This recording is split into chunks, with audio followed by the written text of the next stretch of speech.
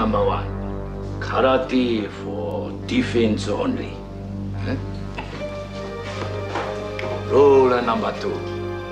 Fast run rule number one.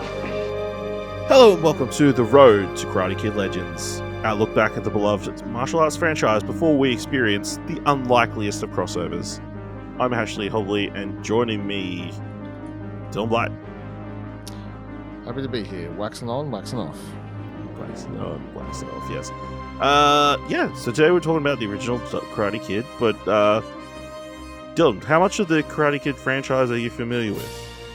So, I've watched all three of the original films a lot growing up. Loved them. Watched them a lot. Wished I was Daniel. In fact, the couple karate classes I attended as a kid was because I liked the Karate Kid, and then I hated everyone that was there, and I didn't like I quit pretty much and quit. But I didn't find my Mr. Miyagi, so I never went back to it. So. A lot of love for the original trilogy. Never watched the fourth film, I guess, and never watched the Jackie Chan reboot now sequel. Yeah.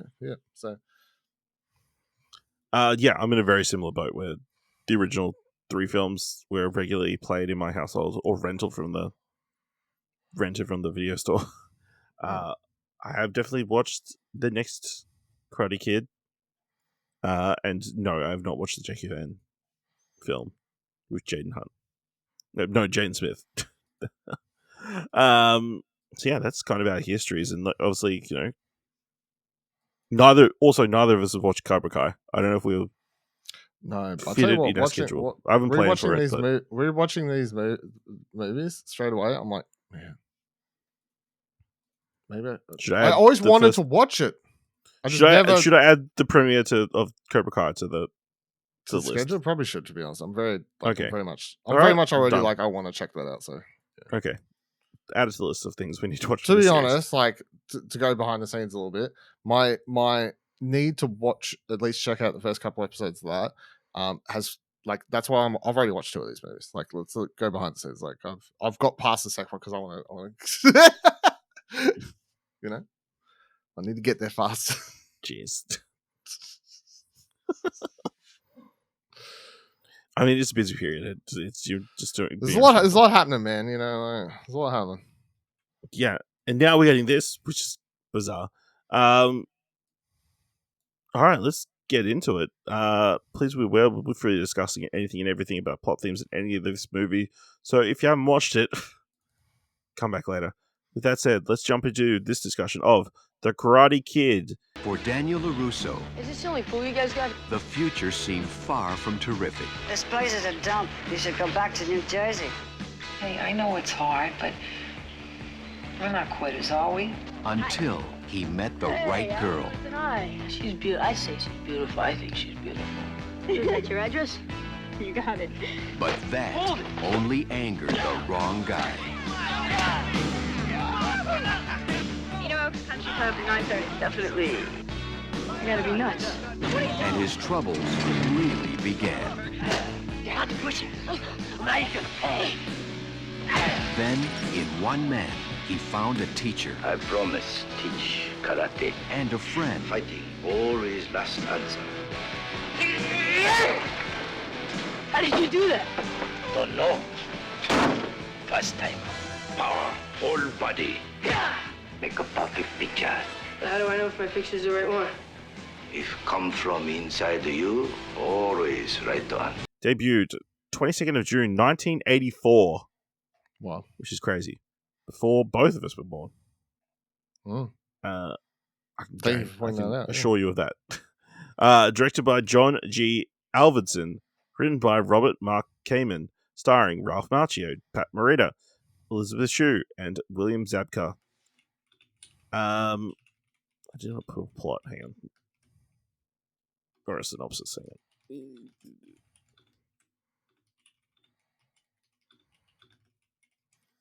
Kid get bullied. Kid learn karate. That's pretty accurate, but there you go. Doesn't sound as good. No.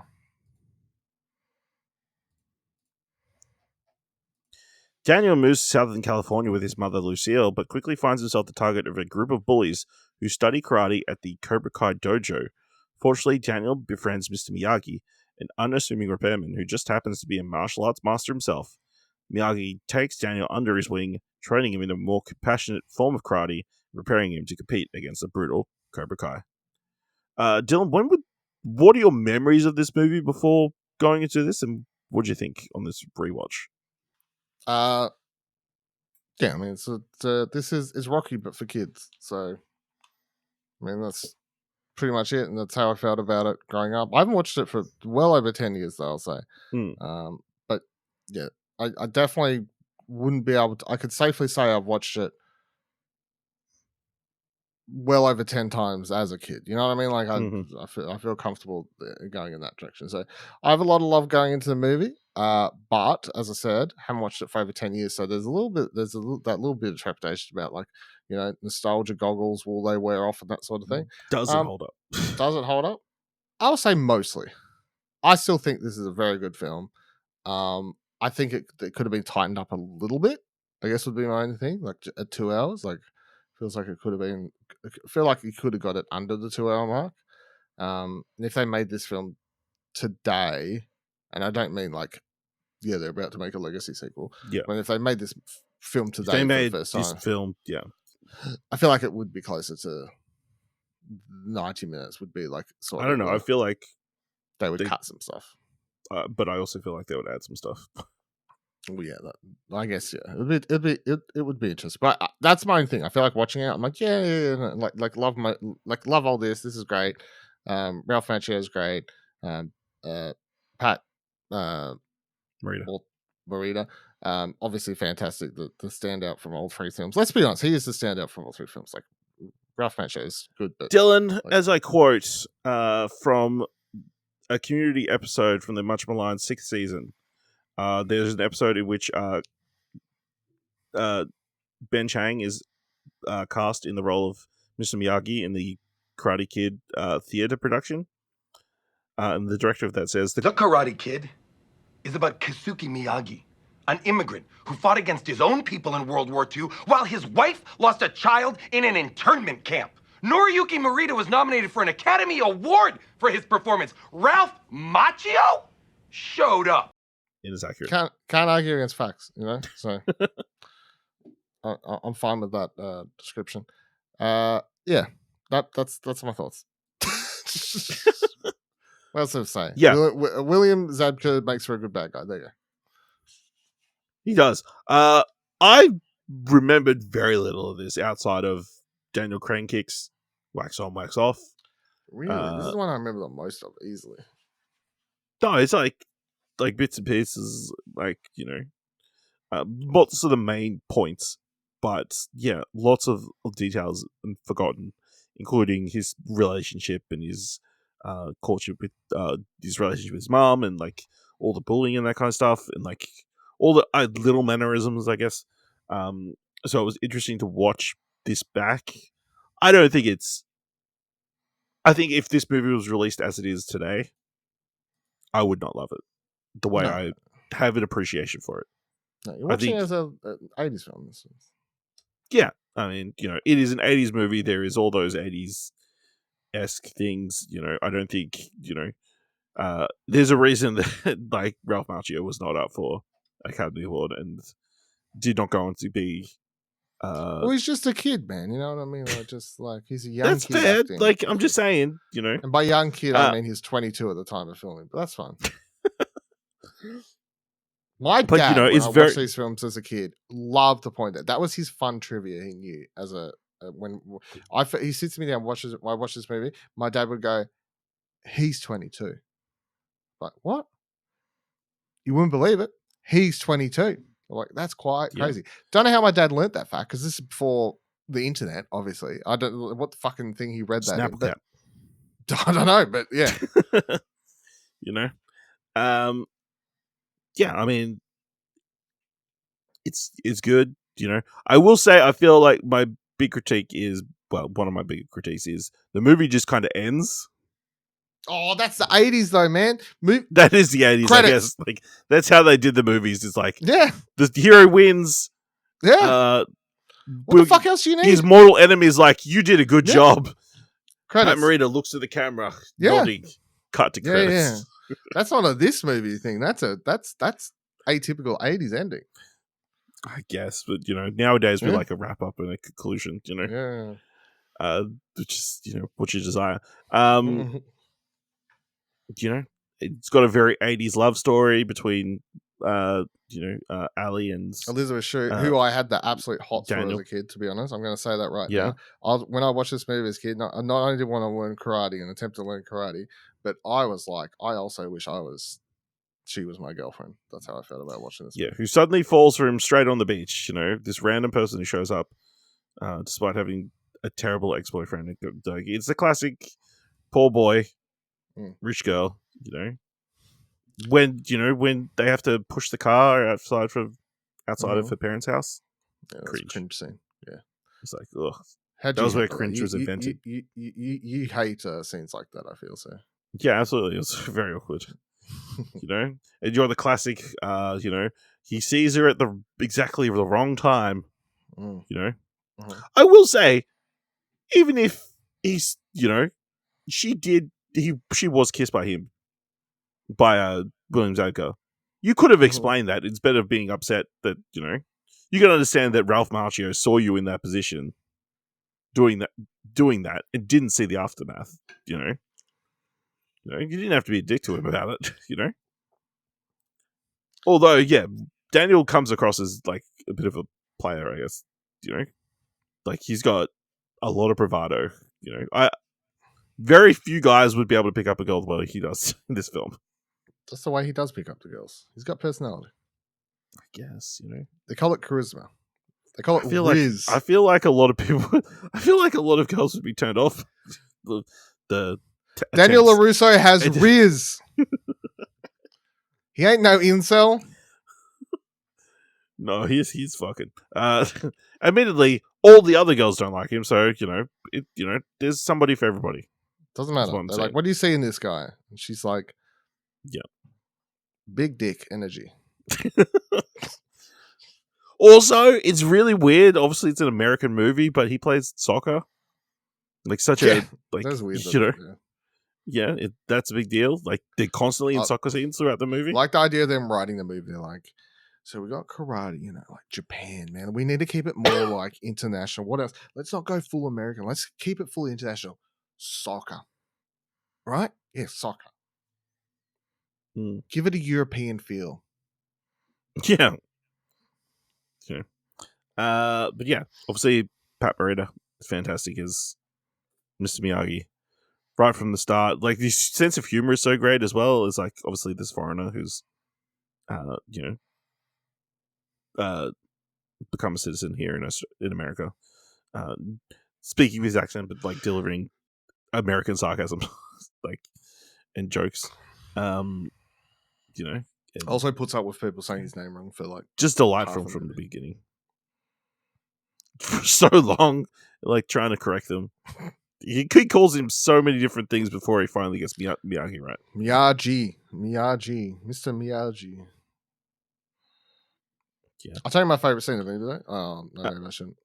Yeah, okay. What's your favorite scene? Do you want to say my favorite scene that I did not remember, and I'm like, this is why he got nominated for an Oscar for this film, and they would not have this scene in the movie if it was made today. Is when Daniel comes home and sees Mr. Miyagi drunk off his face in his army uniform and reminiscing and what have you. The best moment, probably the best scene in the movie, because it like adds so much character to Mr. Miyagi and like helps like give you a little bit of more of an understanding of him and like his mental state and all these sorts of things. Mm-hmm. But 100% that scene would not happen today, because I'd be like, you can't have a drunk character in a family film, and you can't have an adult giving a child alcohol. Yeah, that's true. Yeah, I mean, I think as a kid you'd like kind of black out that moment because it's like that's not the fun karate part. That's not the part with all the I wouldn't have thought about stuff, it as I do now. I would be like, where it's like wow, this guy like has a really tragic backstory, and like Yeah. that no family, and it seems like no friends, and like finally he has this deep connection with this random kid. Of course, also if this happened today, there would be a lot of questions about an old man being best friends with like a younger kid. Yeah. You know what I mean? Yeah. There'd be looks and that kind of stuff. Do you also? I don't know if you. When growing up, I used to get really annoyed. I'm sure this is still a thing. And even my fucking dad again. It would be like Daniel-san. I'm like, it's Daniel-san. S-A-N. Like, I wonder how many Son. movies for like. I feel like the thing is these movies never explain like why he calls him says that, Yeah. or like what that is in like Japan, like why they say Japanese, "san" as a like as a what would you call it, like a title, like a Greek, I don't know, like like a whatever. prefix, I guess. Prefix, yeah, prefix would be a good thing. Like they never explain it, and like, yeah, I know people like always like make fun of this movie and parodies and stuff. They always have like Danielson, and all this sort of stuff. I'm like, but like it's a anyway. Yeah. Have you seen I anime? feel like if you yeah, I was about to say if you watch any anime or anything, like I'd never learnt. And here's the thing: watching all these movies as a kid, I never learnt what that meant until I watched anime when I got older. Like why that said. So yeah, interesting. And like Mr. Miyagi is such a fun character. Obviously, you've got the idea like he's tricking this kid into doing a bunch of chores. And I'm sure there are so many children around the world who were made to do chores under the guise of somebody teaching them karate. But the craziest thing was, when I was a child and I watched this, I brought into it. I remember thinking, like, hey, I'm going to go paint the fence. Kinda. Like I didn't. Dad, do we have any like, car wax? Yeah, I remember thinking, yeah, you can learn karate through like Monday tasks. Like maybe not exact wording, but like I remember that thought process through my head as a kid. Yeah. So, I mean, it worked for me. I was like, yeah, that's good. Yeah. I love Mr. Miyagi asking Daniel to drive. Yeah. Because, I don't have a license. Really I don't have a license. Yeah. But then why does he have so many cars? I like, where'd you get all these cars? Wax on. Detroit. Wax. Yes. Crazy. And what a, you just gave one to Daniel. Mm. Very giving, Really, he should have just given it straight to his mum because the mum needs a good car. So, He's not a very doesn't think that far ahead. No, I was about to say he's not someone. You get the idea. He's not someone who values things. You know what I mean? Like, yeah. Like he likes to appreciate and look after, like to like he'll appreciate the cars and whatever else. But he's also not someone who's not. The idea of him passing it along to someone who appreciates and likes is yeah, that's true. But how to get them in this first place is the question. What was he doing before this movie?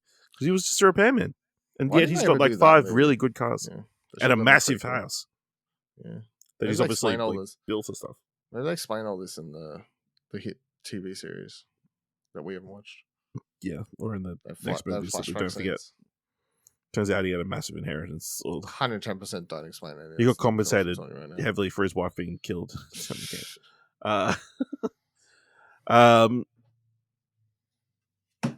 We haven't talked about the bullies, like him dealing with them throughout the entire movie.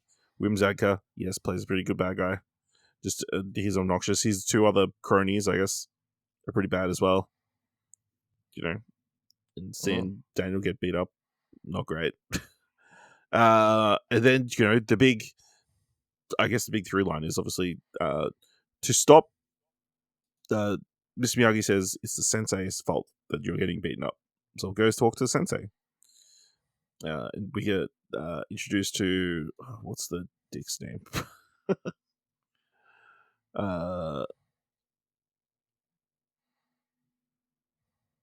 John Kreese, the head of Cobra Kai, who says they should have a one-on-one fight, and Mr. Miyagi suggests during the tournament. But yeah, just drilling these kids hard, just being merciless. No mercy in karate. That is such an American take on the martial arts, Yeah. Martial arts is only there to inflict violence on your enemies, whereas obviously the Asian Eastern philosophy is like protection, defense. Yeah, defense. It is something like. If I watch a martial arts movie, like an Asian martial arts movie, because that's the only place you see it, but like I always love just the straight up. It's almost like a stereotypical thing of like the dude, the main character who won't fight because like they do it for like spiritual, because that's not what or martial health arts is not for. It's not what martial arts is, and I love the scene where they always kick someone's ass. It's always very satisfying. Yes, it's always so good in like. Have you watched any? No, you probably haven't. But have you the Ip Man movies? I'm aware of them with Donnie Lee. Yeah, with Donnie Lee. Yeah, Donnie Yen. Sorry, when he yeah, like because that's obviously him and that like he same sort of mentality and stuff. And when people first trying to fight him and stuff, and he does like and then he kicks their fucking ass. Like so, I love it. Because it's always like, come here, you dumb old man, and stuff like that. They're just thinking, like, fucking. Yeah. Good shit. So we get to the tournament, eventually. He doesn't understand what the actual rules are, start with. Mm-hmm. At no point during any of his training do you think, I should check what the rules are for this tournament. So no, Elisabeth Shue has to explain it right before he goes to his swim match. No, I just love how it's Miyagi. He's like just playing this whole thing by the edge of his seat, steals a fucking black belt as he comes in, make rules. I don't know. First time for me too. Like it's just everything's just new. Great. It's fun. Speaking of, I thought of it when I was watching it. Like Daniel, when he gets the new car and he gets back together with Elisabeth Shue, lets her drive. Daniel, early feminist. True. It's the 80s. Women can drive. Yeah, they weren't allowed licenses back then. So Daniel works his way up the tournaments. He gets to the semifinals when Kreese sends one of his Cobra Kai loonies. Loonies. Lackeys, that's the word. To take Daniel out with a legal leg kick. Daniel's taken out. Seems like he's injured, won't come back. I'll tell you what, they quickly explain the rules at the start, and they're like 2 points above the thing, 1 point here, 1 point that, 2 point this, or something like that, And as soon as it starts, I go, I fucking forgot everything. And then people start kicking each other. You get the montage of people like winning fights and stuff. I'm like, fucking whatever. Like, okay, yeah. Guess he gets his points. So he's in the locker room, injured. Pat Morita's like, hey, Mr. Miyagi, you done good. You don't need to prove anything else. Daniel's like, I'll never find balance until I fight, unless I know how being in that final fight would feel. So what do you think Mr. Miyagi actually did to him? Like, was it just a mind over matter thing? Or did he actually have some sort of special technique to improve the knee? Mind over matter. Just a placebo thing. Yeah. Because he was still pretty injured. Yeah. Could barely see him. And he still is. Yeah. So yeah. It's not like he walks out there like, hell yeah, like I'm ready. Like he's still limping. You know what I mean? Fully healed. No. Yeah. So yeah, they're him and. He said, I know I didn't care about this coming into it, but now you better fucking win. Yeah.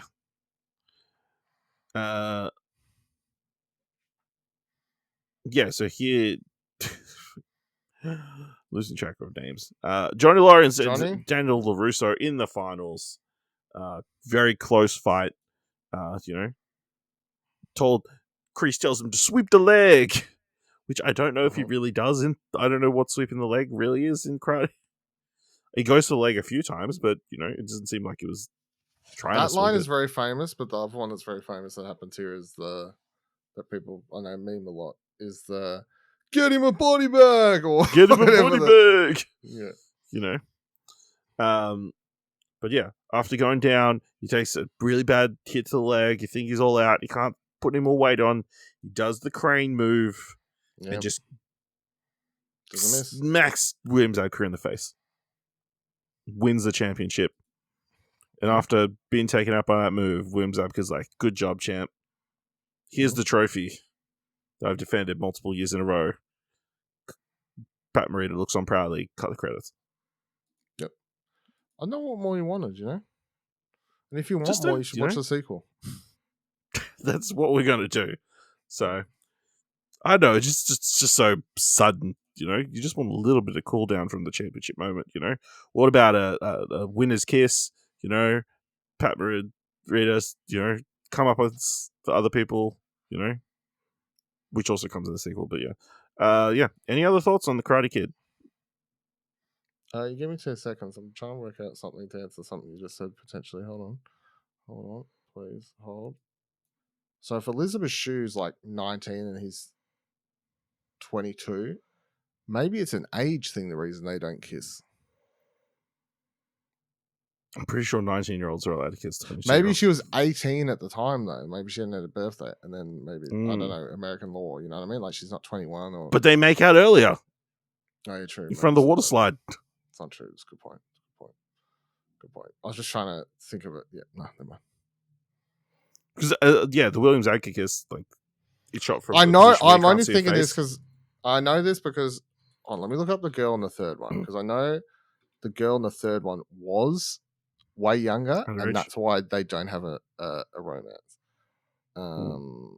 What's the girl in the third one? Robin Lively plays who was supposed to be the love interest in that one. The character named Jessica Andrews, who we'll get to. But she was born in 1972, and Ralph Macchio is born in 1961, and the age gap, I know that's the reason that the story, we're looking it up from memory, is that he was like, I'm not, no. And didn't want to do it. Anyway, I don't think they have any romance in it from memory, but we'll find out. Yeah. All right. Let us know what you thought and think of The Karate Kid by finding us on Blue Sky at explosionnetwork.com, or find us on other social media at Explosion Pod. If you want to help us out here at What Do You Want to Watch, leave us a review on Apple Podcasts or on Podchaser. Leave us 5 stars. Any Queen, leave 5 stars, or just tell people about the show. And if you've enjoyed this episode, thought it was worth $1, head on over to our Ko-fi page at explosionnetwork.com/support. Thank you very much for listening. Until next time, Bonsai. That's fine. Did you say bonsai? Oh, sorry, bonsai did you too.